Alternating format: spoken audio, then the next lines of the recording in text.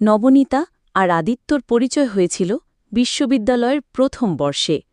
ছেলেটি একটু চুপচাপ আর মেয়েটি প্রাণবন্ত, হাসি খুশি। প্রথম দিনই নবনীতা বুঝে গিয়েছিল এই ছেলেটার চোখে লুকিয়ে আছে কোনো গভীর কাহিনী। সেমেস্টার এগোতেই তাদের বন্ধুত্ব বাড়তে থাকে। একসাথে লাইব্রেরি, ক্যান্টিন, গ্রুপ স্টাডি সব কিছুতেই যেন একে অপরের পরিপূরক হয়ে উঠেছিল তারা। তবে আদিত্য কখনোই স্পষ্ট করে কিছু বলেনি, শুধু মাঝে মাঝে গভীর চোখে তাকিয়ে থাকত নবনীতার দিকে। নবনীতা বুঝত, তবুয়া চুপ থাকত। একদিন বসন্তের বিকেলে ক্যাম্পাসের পিছনের লেকের ধারে নবনীতা বসেছিল একা। হঠাৎ আদিত্য এসে একটা ছোট খাম ধলিয়ে দিয়ে চুপচাপ চলে গেল। খামের গায়ে লেখা ছিল, তোমার জন্য। নবনীতা ধীরে ধীরে খাম খুলে দেখল, ভেতরে হাতের লেখা একটি চিঠি। প্রিয় নবনীতা, তুমি জানো না তুমি আমার জীবনে কি নিয়ে এসেছ।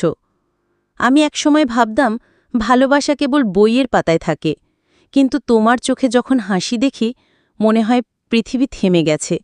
তোমার সাথে কাটানো প্রতিটি মুহূর্ত আমার জীবনের শ্রেষ্ঠ সময়। আমি জানি না তোমার মনেও আমার জন্য কিছু আছে কি না, জানতেও চাই না জোর করে। শুধু বলতে চেয়েছি, আমি তোমাকে ভালোবাসি, চিরকাল। আদিত্য। চিঠি পড়ে নবনীতার চোখে পানি চলে আসে।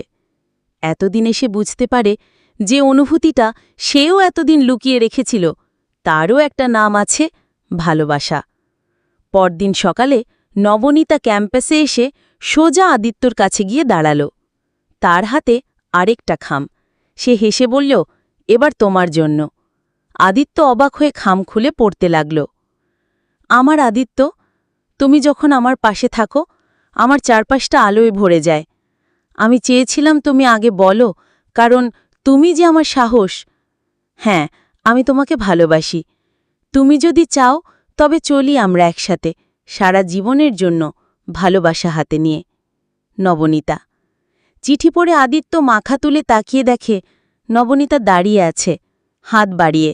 সে নিঃশব্দে নবনীতার হাত ধরে, আর সেই মুহূর্তে দুজনের হৃদয় যেন একসাথে ধ্বনি তুলল, ভালোবাসা চিরন্তন।